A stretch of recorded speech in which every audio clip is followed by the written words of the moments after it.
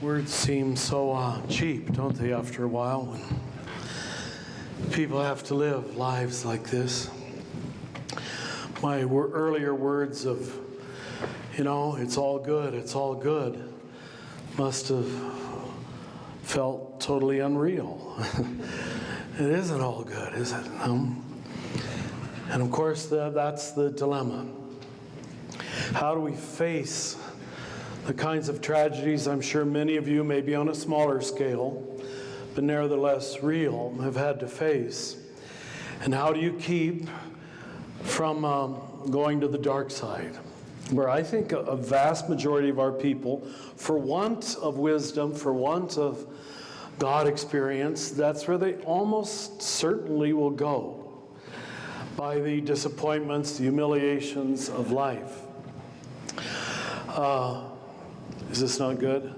Oh.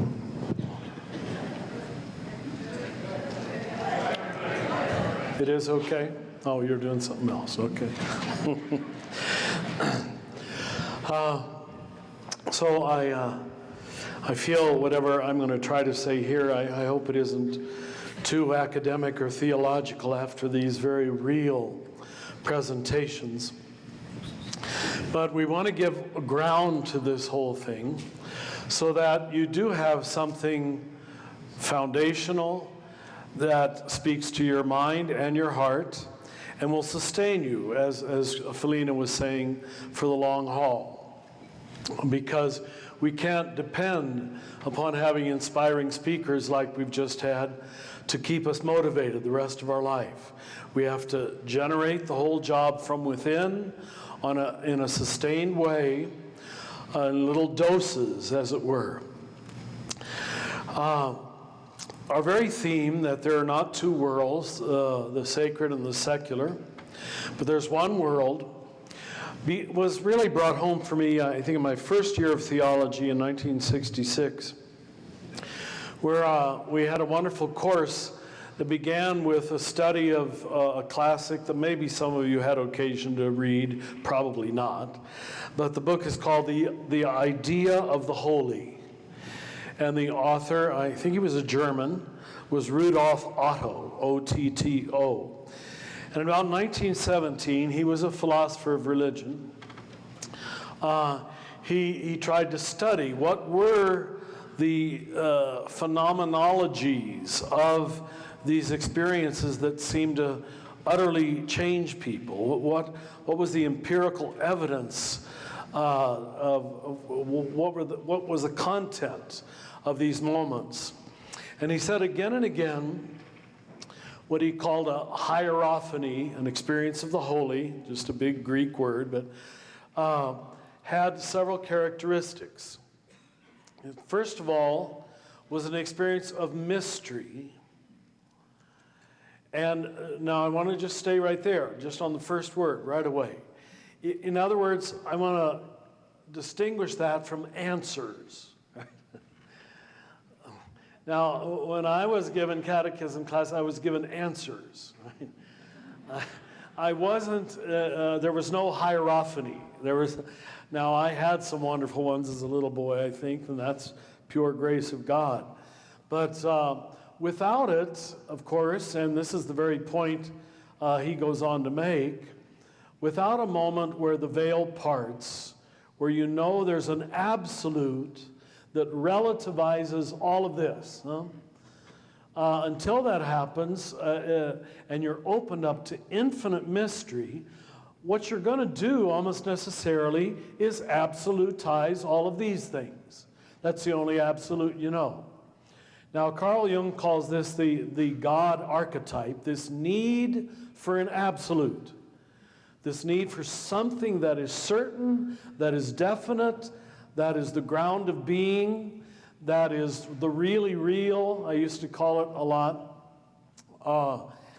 And that's the God-making instinct within us, this search for something that will make all of this make sense. But what Rudolf Otto first discovered is that this always had a character of endless knowability. It didn't settle the dust. It blew open the dust. that, my God, it's much bigger than I ever thought. Now, what so many contemporary teachers are saying is that God-making instinct in the human person, that search for something that is absolute and really real, that will ground everything else, is so deep that if we don't encounter the true sacred, something that is truly transcendent, we will almost always substitute something else. And I think that's rather evident, that you will see in almost every person's life there is an absolute, an unquestionable. The form it's taken in the last 2 centuries is ideological absolutes, you know. The one we're probably most aware of is communism, fascism. The one that we are less able to see is called capitalism. I get some of the most hateful letters, not from people who are criticizing my theology, but that I dare to question capitalism.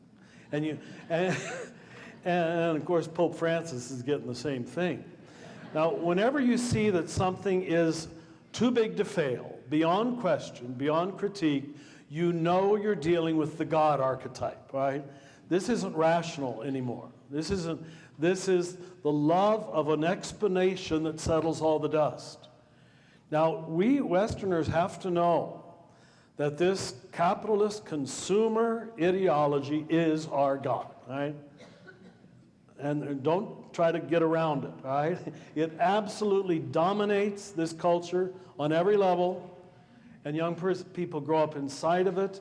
They would never call it God, but it operates the way God used to operate when we had a more sacred culture, where you dealt with true transcendence instead of manufactured transcendence. So, I first just want to open up this idea of it's an encounter with endless mystery. So I think I've said up from this very stage in years past, mystery is not something that's not knowable. Mystery is something that's endlessly knowable. That's what keeps you humble.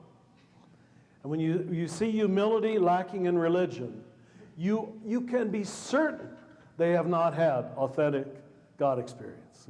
Because authentic God experience always lets you know that you don't know, right? And when you walk around with glib certitudes about who's going to heaven and who's going to hell and who's right and who's wrong, and you know they don't know.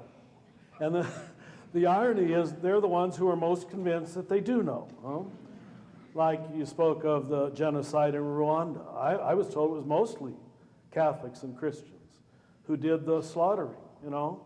So in a moment when another ideology takes over that's more powerful than the Christian God, it's very easy for it to win out. And we've seen this now far too often.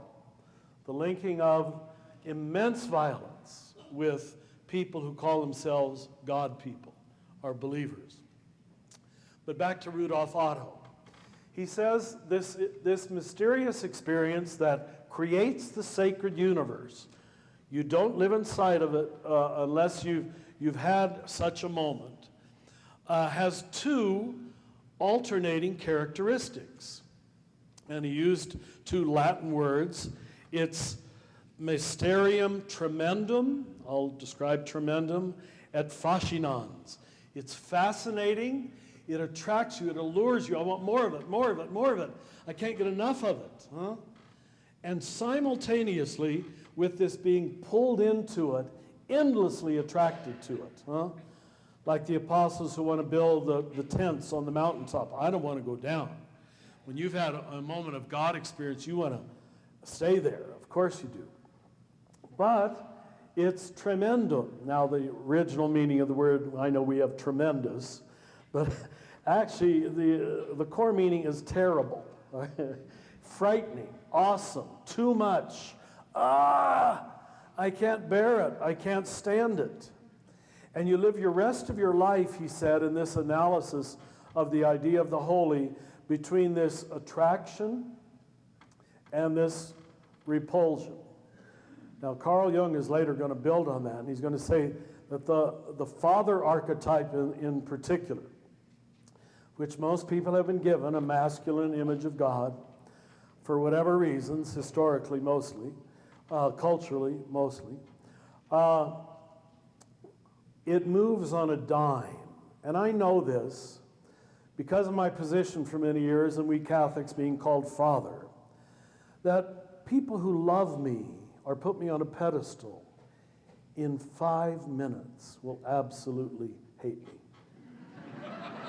If they find one thing I said, or they hear one piece of gossip that they almost want to believe, you know, it's a terrible archetype to carry. Anybody who has spiritual male authority is just waiting to be hated, right? Or waiting to be pedestalized. This is the ambivalence, right? He's a little God, he's perfect, and so you're judged by criteria no one else is judged by.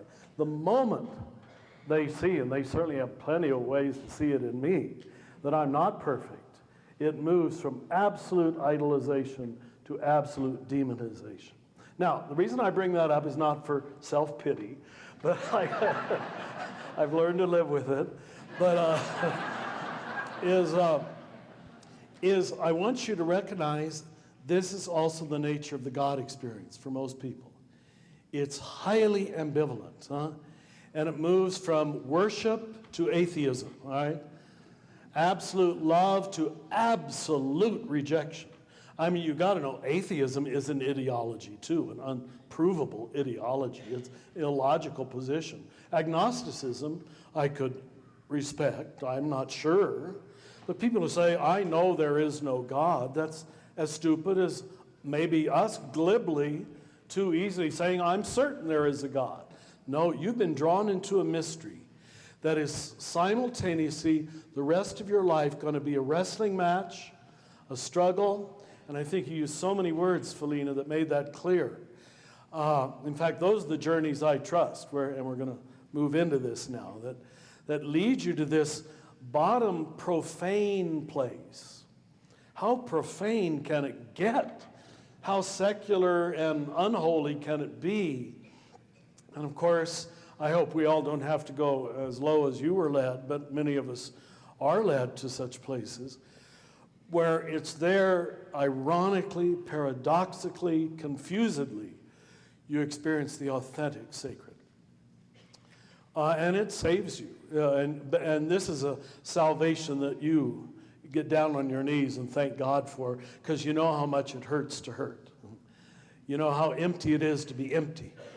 You know how angry it is to be truly filled with rage and meaninglessness. Now, here's my argument with religion, is that I'm convinced without knowing it, it's nobody's fault, don't look for somebody to hate or blame, but we who are called clergy, we actually have a vested interest in maintaining the split between sacred and profane. We do. And then, because that gives us a job, you know? So we don't want to teach you contemplative prayer. No, you're going to know better, you know? Well, you won't keep coming back to our services and our pretty songs. And now, our word for this generic thing of creating pretty little ceremonies and songs. All of our churches do it. And there's a place for it. It's great to get you started and to keep you through some dark times. But actually, you've got to know it tends to maintain the split. Well, that's why the temple had to go. Well, pretty stained glass windows, they're beautiful museums, they're beautiful works of art and architecture, but if you need those, you're going to stay infantile.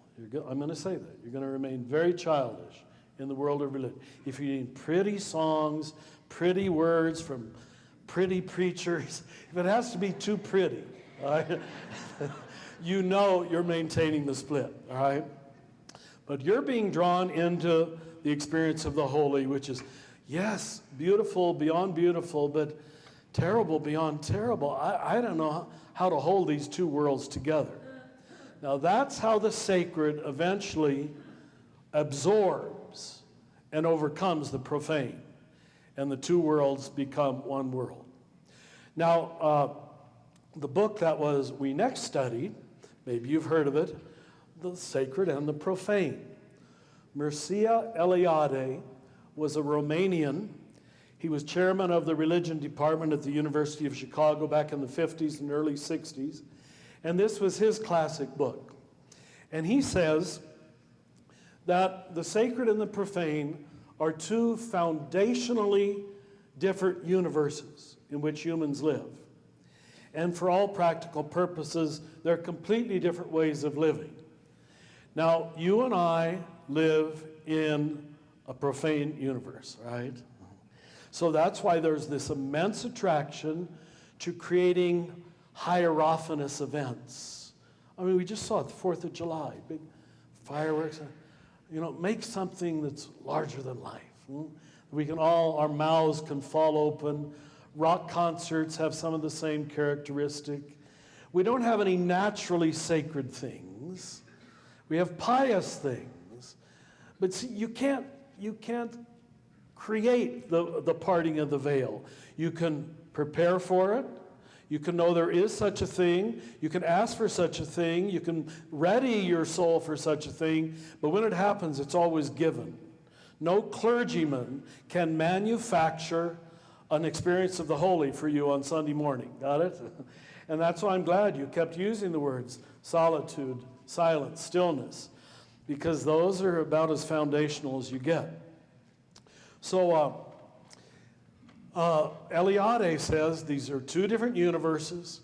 The modern world lives almost entirely in the sacred, but creates in the secular, creates pseudo-hierophanies, fireworks and rock concerts and things like this, and just marching armies give you a great sense of that. Anything that feels larger than life.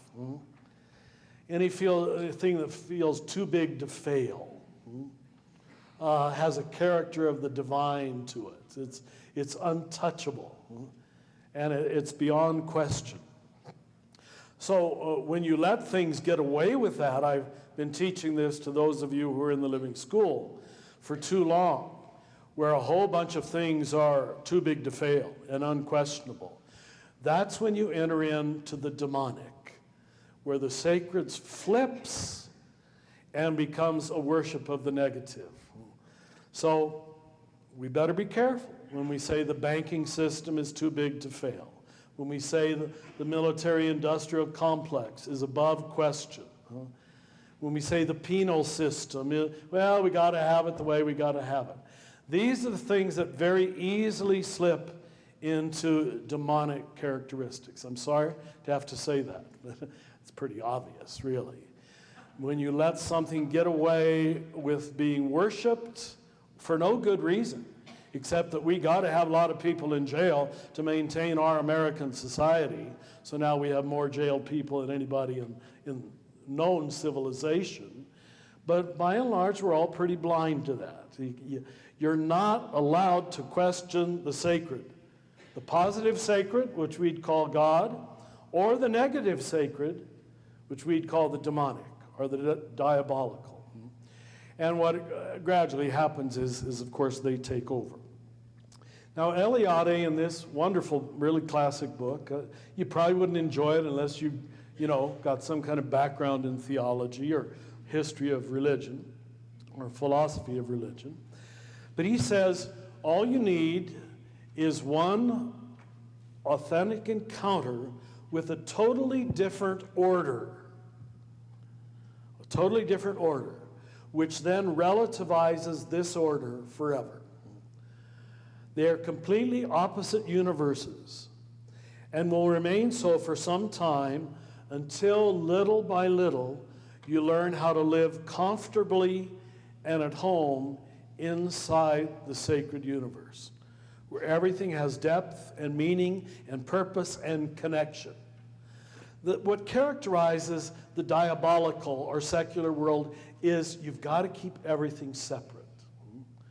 I'm sure you've been told the very word diabolical, diabolane, in Greek means to throw apart. Diabolane, throw things apart.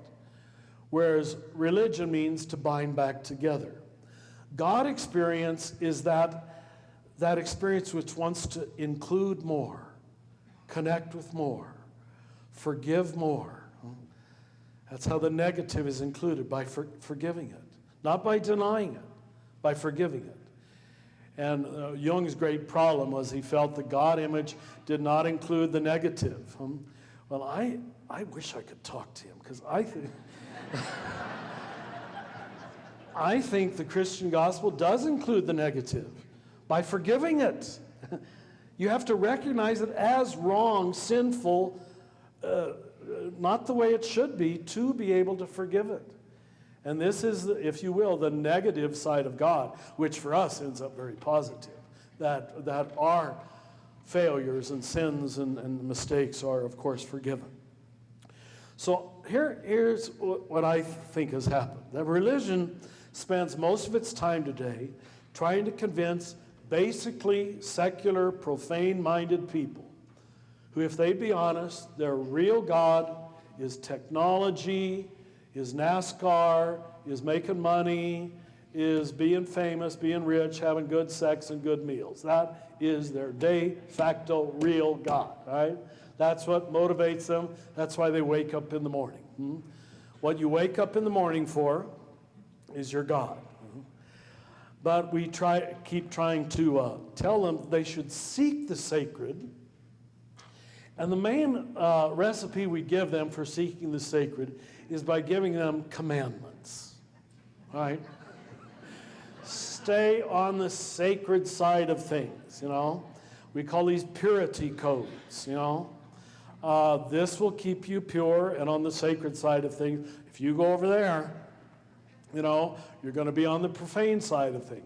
So you'll see highly, you know, bigoted, racist people in America have very strict purity codes. You can all think of 10 examples, you know. No, we don't do that. Oh, no, we're not that kind of people. And they'll usually be little things that ask almost nothing of them, almost nothing, you know. But it makes them feel morally superior, on higher moral ground. I sing Jesus songs on Sunday morning. Well, isn't that great, you know? This gives you a sense of moral purity and moral superiority without changing your consciousness one iota. One iota. It's just a new vocabulary, by and large. So as I said, our job depends on this, keeping it separate, and then telling us, okay, we clergy, we're going to show you how to get over here. Just obey these commandments, and you'll be a holy person, you know. Or the Catholics are more into practice these rituals. Just do these rituals, keep spinning the prayer wheel, and that's going to just turn God on. You're pleasing God by doing that. You're making God so happy this morning. God was happy before you went to church, all right? God doesn't need you to go to church. God is infinite beatitude, we were told. Huh? Now, there's two ways that we try to get out of the split. First of all, you won't know you are split until, as Rudolf Otto says, you experience something alternative to all of this. And that's the linchpin. Everything depends upon that. One moment, that's all you need, where you have seen the bigger world, the objective world, the real, the really real, big R, really real. Any God experience, by definition, is a whole person experience. If it's not a whole person experience, it's not a God experience. Now, what we look at in all of our denominations, liberal and academic religion tends to engage the mind. A lot of mainline Protestants, a lot of Thomistic Catholics, you know, Opus Dei kind of types. Pentecostal and evangelical religion tends to engage the emotions. Low-level Catholic and Protestant tend to engage the will. We're adamant about this moral position or that moral position, you know. We don't believe in gay marriage. Well, good for you. That's great, you know. And they really think they've done something for God because they have this adamant moral position. The more adamant they are about it, the more you can be certain it's egocentric. Yeah. God doesn't need you to hold adamant moral positions. Really. These people think they're helping God, as if God needs their help. Now, this one might come closer to home. The entire health, wellness, nutrition, body, exercise, yoga tends to emphasize the body. And we need all of them. But you've got to know that each of us can get trapped in one of those little schools, all right? It's all in our head. It's all emotional. It's all in the will, by holding strong, willful positions on this or that, or it's all being Mrs. Nutrition, God, some of these people, Jesus pays no attention. I'm not against eating well. We all need to.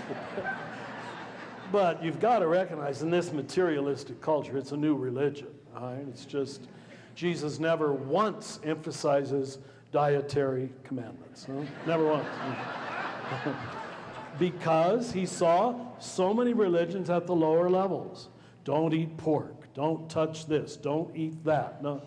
And again, there's 100 good medical reasons. But my only point here is don't make them religious reasons. Got it? Don't raise them to the level of a dogma, that you're upset when someone's eating meat or drinking wine or whatever.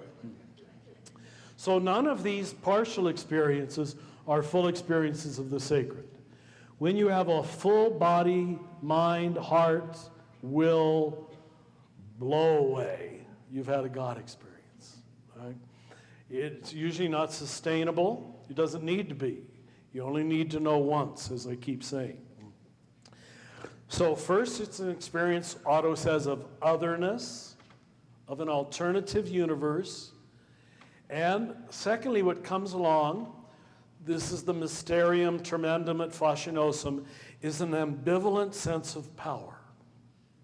It's good power, but it's scary power too. Now, those of you who are opportunists, what you'll try to do, and this is the low-level ego, I'll try to control this power. That's low-level religion. Spin the right prayer wheel, all right? Obey the right Christian scripture, some way to control this God, because I'm not sure he's love, she's love. It's constantly two-faced. We have this attraction and we have this tremendous fear. Now, if you stay on the fear side too long, you will get into highly manipulative religion, which is not love of God, but various formulas, techniques, practices, behaviors, rituals that you will practice to control God. You don't know that's what you're doing at first. Huh? And you can do all these same things. I mean, I still wear Catholic medals, and I still go to Mass. I even have Mass, I dress up in vestments. I can do it all, But I don't think that I'm bending the arm of God. Do you understand? That's the only difference. The motivation for it's all playing before the Lord. Everything you do is playing before the Lord. Don't take it so seriously. When you see Christians who can't smile, you know they're taking themselves far too seriously. That other idea this morning I said I was going to talk about and then I didn't is pleasure. Remind me, we'll get back to it. The idea of faith and the idea of pleasure. But for most of us, pleasure was, for certain, just displeased God. Well, I'm going to go ahead and tell you. I remember, I don't know what age I was, but I was a little Catholic boy. It was previous to Vatican II, some kind of teenage year, and I go to, like a good Catholic boy does, and confess what I thought was a sexual sin. I mean, everything was a sin at that point. Now I know it probably wasn't even an issue, but, and the priest, I think this was his own prurient interest, but he said, "Did you do this alone or with others?" That was their first question. And he said, "Did you enjoy it?" I swore I'd never tell this, but I did just now. Did you enjoy it?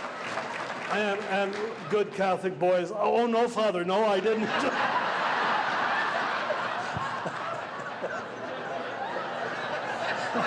Now, what was that in me that made me reassure him that there was no pleasure involved?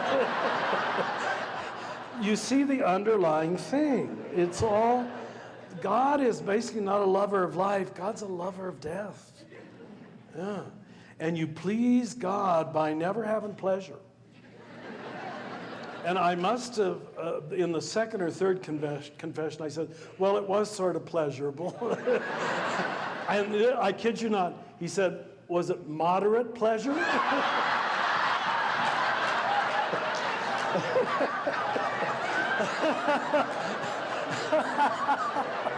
It's also silly. It's just...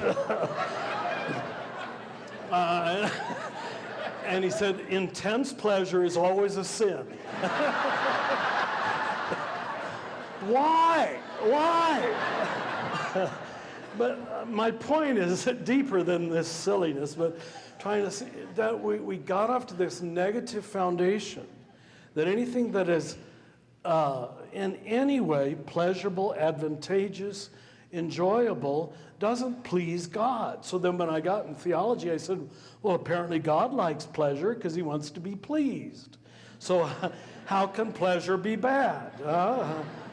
If God is pleasable, I guess humans can be pleasable. Do you see, I'm trying to reset the foundation, not on silliness, but on positivity, right? On being for something, in love with something, you know? Instead of always just defining ourselves by what we're against, what we're protecting ourselves from, various forms of whatever. So, I think you have to suffer the split first. And I'll tell you how I first learned that. When I was the founder or whatever I was in Cincinnati and started this community of me and all these hundreds of young people back in the early 70s. You know, this was the early 70s, the Jesus movement, the hippie movement had just passed. I was, you know, a leftover hippie, I'm sure. But I just was going to give these Catholic high school boys an experience of the love of God, you know? And I just laid it on them. God loves you unconditionally. Well, they just thought I was neat. They called me Father Rick. I just got an email, Father Rick, how are you? Because I made these boys just feel so good about themselves. But what I want to tell you is what I realized after a while is a large percentage, to my knowledge, I didn't follow all of their careers, didn't do a damn thing with it. It was just, yeah, God loves me. But it was nothing they ever longed for, needed, desired, hungered. You have to be where you were, Felina. You have to experience the depths of the profane. Now, these two choices that people make are symbolized almost perfectly, the two ways we overcome the split, by the story of the prodigal son. The one who hits the bottom is called living among the pigs. Now, I'm not encouraging you all to live among the pigs, right? But I'm going to tell you, all things being equal, if you want a quicker route, it is much quicker than the elder son. And this is the very point Jesus is trying to make. There's two ways to overcome the split: to stay on the dark side and let it lead you down. It's going to destroy you. It's going to mess you up. I'm not praising it at all. You're going to hurt yourself. You're going to hurt a lot of other people. But these are many of the people who long and thirst for union, for wholeness, for freedom, for forgiveness. You know, the other side are those who just do little cosmetic changes. Do you understand? That's the elder son who will not come to the party. Remember that? He doesn't want pleasure. They're always into laws and abstemiousness and discipline, and there's a place for that in the first half of life, what we call impulse control. But what happens, and this is much of the import of my book, Falling Upward, is after you've practiced impulse control for 30, 40 years, you think it's religion. You think it's the gospel, is to obey commandments and follow mandates. And it's good for social order, but don't confuse social order with love of God. Got it? Don't confuse a desire for social order with love of God. And I know there's a number of priests and brothers and sisters in the room, and I think a lot of us who joined religious life saw that as good as it was for us, and it was certainly a great gift for me, the Franciscans, but you had to recognize after a while that a lot of guys, in my case, they had a vocation to the highly structured life of the seminary or to the convent. Order, order, order, where you knew what was going to happen every minute on time. And once they had to really leave the convent or the seminary and enter into the real world with children of the opposite sex, and most of them left. They didn't know how to live in that real world. That's what brought the message home to me. My God, we were given a bogus explanation of the gospel, and it finally imploded. The genius of the gospel, the genius of Jesus, is that his new definition of order is the ability to include disorder. Got it? That's called the forgiveness of sin, the forgiveness of disorder.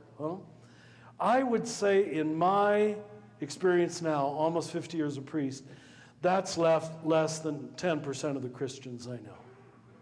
Now, I'm sure a lot higher percent in a room like this. We really have moved to that place. You start with creating order. Then it has to fall apart. It has to fall apart. Got it? Or you love order. You don't love God. You love your commandments. You love your sense of moral superiority. It has to fail you, disappoint you. Some instance, some person has to enter into your life that has broken all your damn rules and is better than you are. Got it? And is more loving than you are, all right? That has to happen. It better, or you're never going to grow up. You're going to just keep defining first half of life religion as this wonderful God of order. The genius, the beauty of Jesus is his constant moving among the disordered, the non-normal, the so-called the lepers, the prostitutes, and the drunkards and the tax collectors. So if you got to choose how you're going to get to the party, it's pretty clear in the story of the prodigal son who gets to the party. The elder son who says, I have obeyed all these commandments since my youth, but he will not come. He cannot enjoy the divine dance of unity, because there's going to be all those silly, sinful people there, you know. You Catholics have all heard that joke, I hope, you know, that it's told in many different forms, I'm sure, but a group of Protestants just got into heaven, and God is showing them around, and there's a big locked section. And they say, what's going on back there? That's the Catholics. They think they're the only ones who are up here. So we got to maintain them in their illusion. Of course, evangelicals are the same way. I mean, every group does it. Every group does it. So that's why we got to just stop this thing of looking for a new Reformed church that isn't going to do it. You're going to have to grow up in that church, all right? In every case, you got to grow up. In every case, you got to deal with failure, humiliation, suffering, the so-called abnormal, until you find the grace to love it, which allows it then to become normal. That's the miracle of the gospel. The power to integrate the negative, to include what everybody else excludes. And the irony of irony is that the vast majority of Christian history has been a history of exclusion. Vast, up to this day, up to this day.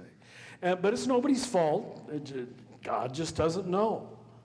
I mean, they don't know that God knows. Put it that way. So my point is, if this is seeming too confusing, you can get trapped on either side. You get trapped on being the elder son who's going to be holier than thou, law-abiding, perfect, and orthodox, and Opus Dei, you know? Or you can get trapped in living among the pigs, too. You really can. You know? Where you over-identify with the profane side, where there's been no sense of the sacred. But I'm going to say the scandal of the gospel. Pope Francis seems to be preparing us for what might happen at the Synod of the Family in Rome in October. He told the people in Latin America a few days ago, get ready for a scandal. I don't know what one he's going to pull off, but the scandal is that between the two choices, I'm not encouraging you to be drug addicts or prostitutes, but all things being equal, the safer path is to hit the bottom, where you long and thirst, or at least, and maybe that's what Chris and Felina were exemplifying, identify with people who have hit the bottom, right? Maybe that's a better way to say it. I'm not encouraging sin. I know at least one of you is going to write to your bishop and say, Richard was openly encouraging sin. No, I'm just encouraging you to stay on the path, and if that part of the path is necessary, where you are in solidarity with the pain of the world, with the sin of the world, with the stupidity of the world, with the tragedy of the world, with the absurdity of the world, those are the ones who know. The other goody two-shoes people, they're nice people, but they change nobody. They change nobody. Because they don't know the really real. So order, disorder, reorder, right? Now, what a lot of people think is, I just maintain the first third of the journey, order, order, order, order. No, you got to fall into holy disorder and let God reorder your universe on a new level. Huh? That's what Cynthia likes to call the dynamic third, or the synthesizing fourth, where you move it to a higher level. But you always move to a higher level. Now scientists are calling this chaos theory. The present homeostasis, the present comfort level has to fall apart. Now, I think the reason I'm talking about this with a certain eagerness is because if you're watching the evening news, our country right now is pretty close to total disorder, right? And the anger that has been let loose in this country at every level, because they don't know how to create order. Whether it's liberal order or conservative order, they don't know how to do it. Now, Paul comes along and he says there's two classic ways to do it. He calls them the Jews and the Greeks. The Jews, which would be probably the stand-in metaphor for conservative religious people, they try to do it by law. This is straight Paul. Don't believe me. Go read Paul. The Greeks would probably be close to what we would call the academics, the liberals, the smart, sophisticated people like a lot of you in this room. And he says, fee on both of your houses. The Jews can't assure you of salvation, and the Greeks can't assure you of salvation. He says, I'm going to give you a way that surpasses both of them. And he calls it the folly of the cross. The cross, in his understanding, is God's ability to use tragedy to create resurrection. Right? All summarized in the body of Jesus. And he says, you have to give up your idolization of law. If you're from the Jewish camp, you have to give up our conservative religious camp. You have to give up your idolization of intellect and philosophy and reason and logic. That's more applies to a lot of us. Because those of us who got educated, we still think we can think our way out of this, all right? We ever just read another book or listen to another lecture from Rohr. Now, you got to fall into the folly of the cross, where you embrace it on a new level, and it no longer has power to destroy you. That is the genius of the gospel. That's why as angry and as disappointed as I get at religion, I can't give up on it. So when you find yourself unable to be a Jew or a Greek, a conservative or a liberal, either with the pigs or avoiding the party by being holier than thou, some saints have called this God's waiting room. It's a good phrase, God's waiting room. Both ways disappoint you. You don't know how to uphold yourself by any explanation, damn it, by any technique, by any formula, by any discipline to prove that I am holier than you, I am saved, I'm going to heaven, however you want to put it. That's God's waiting room, and there is when you fall into the hands of mystery. But even there, I must tell you, it will always be ambivalent. It will attract you endlessly, but there's this probably necessary experience of awe. Awe is probably, or wonder, is probably a better word than fear.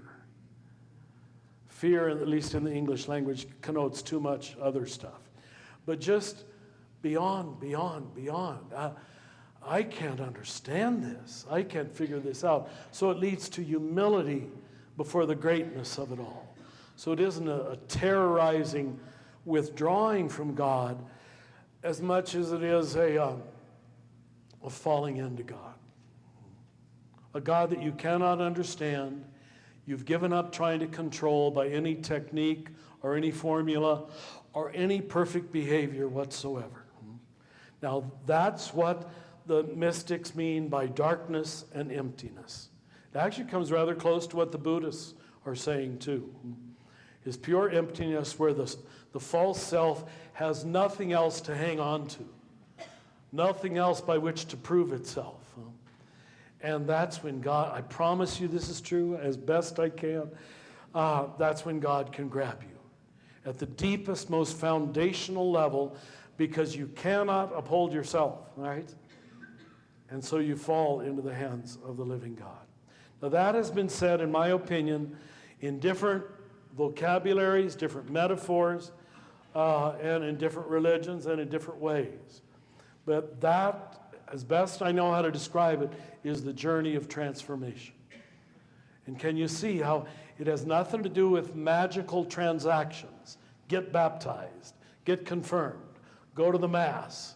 There's no technique anymore. Even though, lest you think I'm throwing all that out, I can come back and do all those things and now understand them on a higher level. Oh, okay, yeah. And that's why you see this non-oppositional energy in enlightened people. They stop fighting all these things, you know? I've got to prove that baptism at birth is 100% phony. Well, I don't know. Everything, there's a good side and a bad side to it. Everything. And once you see that, you stop taking these adamant positions. This is 100% terrible, and my way is 100% wonderful. It never is. And I think what's happening in this second axial consciousness is we're gaining the humility to see that in ourselves and in the world. And let me draw it together by saying what I think all of our other speakers have been saying too. Your seeing is one. You know, how you see anything is how you see everything. Huh? When you were little kids, did the kids on the block taunt you with a little phrase that so often kids use? Takes one to know one. You'd call somebody a bad name and say, takes one to know one. You know, that's actually a good line. It's absolutely true. And it's what I was trying to say in the earlier, you see, only the God, Richard, can see the God over there. So that's why there's this whole concern about this cleaning the lens. It's purifying the motive. I've been reading the Gita lately, that classic Hindu text. And it's really a study on action and contemplation. I don't know if most Christians have never read it. But it's, Krishna is driving the chariot, and Arjuna, the soldier, is in the chariot. And he's teaching him how to be very active in driving the chariot, but how to do it from ever purer motives. That's what it comes down to, the integration point, where you're doing the same thing, the same busy life that you talked about in Calcutta. I was there for 3 weeks too, right after she died. And you saw these extremely busy sisters from morning till night, but maintaining invariably a kind of inner composure that I just envied. How are they doing it? How are they doing it? According to the Hindu texts, which means they were guided by the same spirit, I hope you know that. There's only one spirit. Who else is going to guide them? But they were already, we're talking about 2,000 to 3,000 years before Christ. They're already saying to do the right thing for the right motive is to please God. That's to drive the chariot correctly. Not just to win, but while you're in the chariot, which is the body, to have your soul in a pure place. So it doesn't try to lessen Arjuna's activity at all. No, you can remain very active. And I would say that's going to be true for every one of us in this room. However long God gives you to live, I hope each year of your life, you're doing what you need to do. And in many ways, you're capable of doing more because your motive gets pure. It's not for money. It's not for success. It's not for power. It's not for people to like me. All of those are impure motives. And as you're healed of each one of those little by little by little, doesn't happen in a moment, then you finally are indestructible. You really are. If you would do something totally for the love of God. No, I'm just doing this. I don't care if anybody sees it, if anybody knows it. I'm just doing it to give glory to God, to please God. That's why we call this a conspiracy for God, that there's this deep desire to give something back to the one who has given us our very being. That's in all of you. How can I pay back for all you have given to me? And as you can do the same things you're doing right now, but do them for ever simpler, clearer, more conscious motivation, which will always be a growth in love, I think you will have achieved the purpose of your life. Thank you. Thank you.